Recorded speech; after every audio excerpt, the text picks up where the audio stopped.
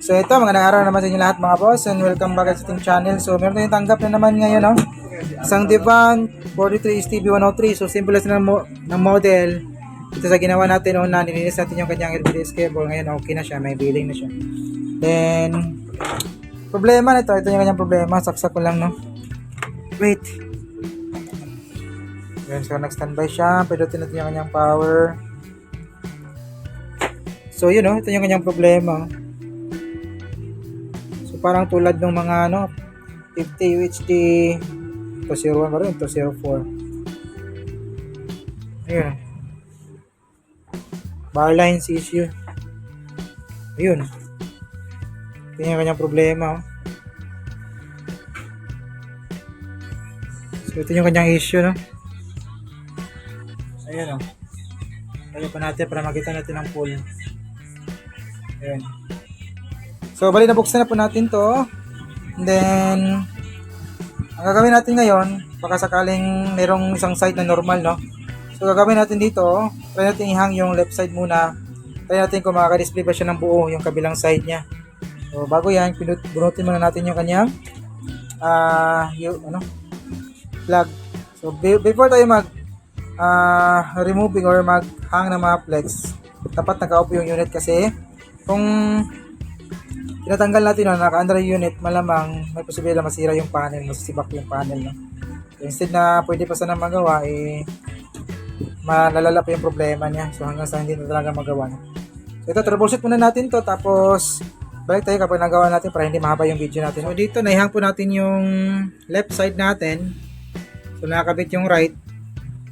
So saksak natin kung meron ba tayong makuhang isang side na buo, no? So nag-standby siya, power on natin. Ayun, meron siyang logo ng Divan. Ayun, no?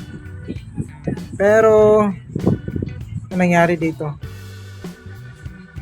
Parang kakaproblema na rin yung kanyang flex. Yun, yung display, kalahati sana, pero dito sa may isang side, kulay puti yung kanyang screen. So nasa flex po yung problema nito kapag ganito, no? Nako naman, mabihira. May isang side sana na buo, pero meron din problema sa may flex sa kanyang source scope. So tanggalin mo natin yung kanyang yung kanyang cover para ma-access natin yung plug niya. Try natin i-block yung plug dito na side, sa side na to, kasi dito yung may problema, eh. So try natin, hindi natin malocate dito kung ano yung isang side yung kanyang clock signal. So kailangan natin tanggalin to, tapos tingnan natin yung kanyang top board kung tayo magti-trace, baka may label doon. Ayan. So ito, continue po tayo, no? So dito nakita natin na kapag ito nakakabit tapos nakahang yung left, meron siyang kalahati pero meron ding diferensya yung kanyang display, di ba?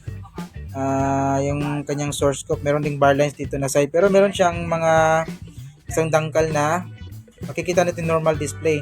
So kung dito talaga puro bar lines lang, sabihin niyan dito talaga yung problema. So ito, tinanggal po natin yung cover dito para masiguro natin kung saan talaga yung tamang blocking natin, kung saan tayo magbablock. Kasi kung tiningnan natin yung kanyang level shifter dito, hindi natin malocate yung kanyang clock at saka swapping voltage, no? So kailangan natin tanggalin dito para makita natin dito sa may top board, baka may naka-level. So yun nga, hindi tayo nagkamali, meron nga naka-level dito, ito siya. Ayan. May level dyan. Ayan, no? Kita nyo ba? Tapos zoom in natin. So ito siya, meron siyang label, di ba? STB clock 1 to 6. So ito yung kanyang connecting resistor from level shifter sa my main board papuntang source scope natin. Ayan. Ito naman yung linya dito. Hindi po yan connecting resistor, kundi ano po yan, capacitor po yan na dropping para sa kanya, filter po yan para sa natin, clock signal connected. Yan yung kabilang paa niyan, connected sa my ground. Yan, o. Focus natin. So ito lang yung kanyang connecting resistor. Yan. So iba kasi makakamali tayo dito. Ako nga, nagkakamali din ako dito, eh. Ito yung tinanggal ko. Akala ko connecting resistor, pero hindi pala. Capacitor pala yan. Capacitor or resistor na mataas yung resistance, na para siyang dropping sa may o para siyang filter sa may clock natin to ground. Yan. So dito, ito yung kanyang totoong connecting resistor. from source to out. So ito yung kanyang papuntang ano na, panel, no. So video na, papa yung video na ano. Ito na natin. So dito nag-block ako kasi na-trace na natin ito yung kanyang clock, di ba? Nag-trace ako kung resistance reading tayo kung saan siya banda dito papasok. So yung clock 1 niya papasok sa may pin number 7 mula sa may gilid. Yan, dito simula sa may gilid. Magbilang ka ng 7 pins. From 7 pins, magbilang ka ng 7 linya.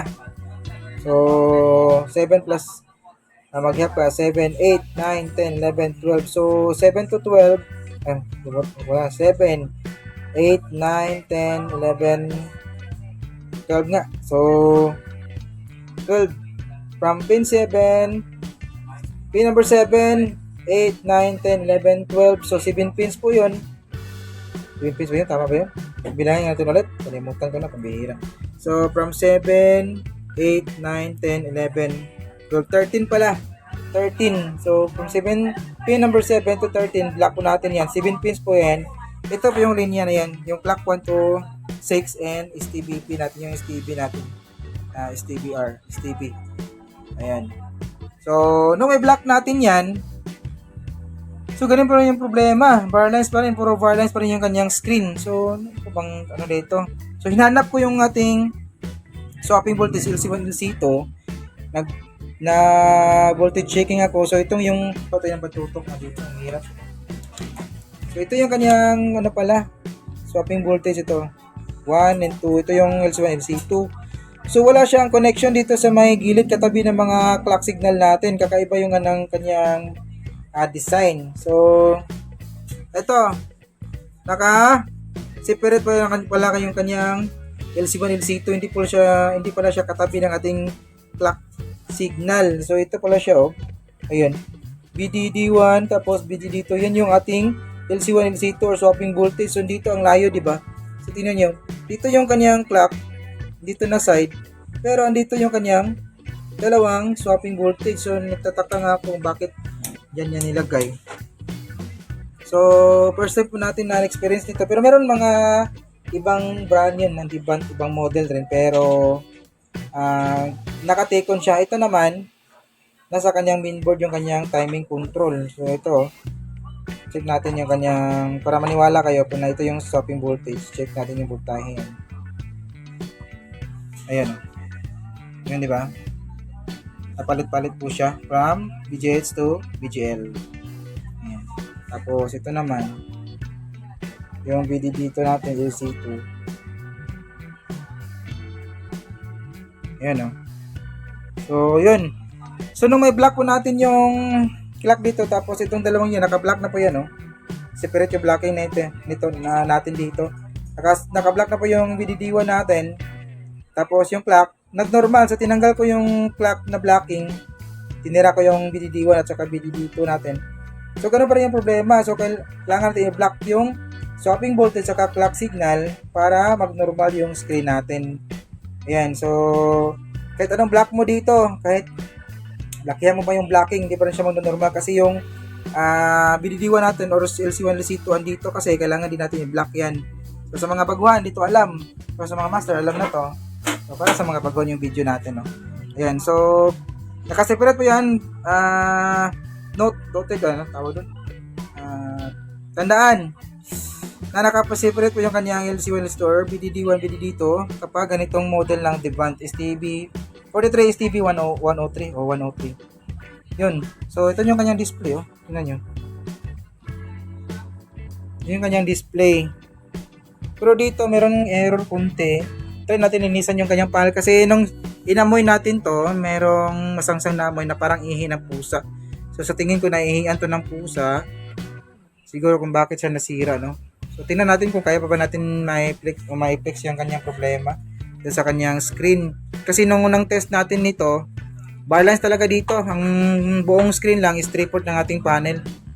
Mula dito hanggang doon sa may dulo. Dito naman, puro bar lines yan. So, kalaunan, katagalang pag-andar, naka-display siya, pero parang iba yung kulay niya. Ayan. So, tayo natin linisan yung flex. Para natin sigurado kung kaya natin sa repair kapag nahiyan ng pusa, eh. So, titest na lang siguro natin to. Pero linis na po natin yan. Linis na natin yan. So, hindi ko lang pakita yung paglinis dyan. So, ito lang yung pakita natin. Kasi importante yung pag-locate ng mga tamang linya kung magpa-block tayo. Kasi kung meron tayong blocking na hindi tama, baka posibleng masibak yung panel. So, tandaan nyo, sa mga baguhan nating technician, sa mga baguhan nating mga master dyan. So, ito yung clock niya, nakaseparate yung kanyang dito or BDD1, BDD2. So, kapag hindi nyo na-block to, yung clock lang, ganoon pa rin yung resulta. Hindi po siya makapag-display ng maayos. So, kailangan i-block yung clock, kailangan i-block yung swapping voltage. So, ayan. So, sana hindi kayo na-boring sa ating video kasi medyo mahaba yung natin. So, hanggang dito lang yung video natin mga paps. And maraming salamat sa mga natsagang nanood, no? May God be with us always, and this is your service Ryan Crucitech. See you in our next video. Bye-bye.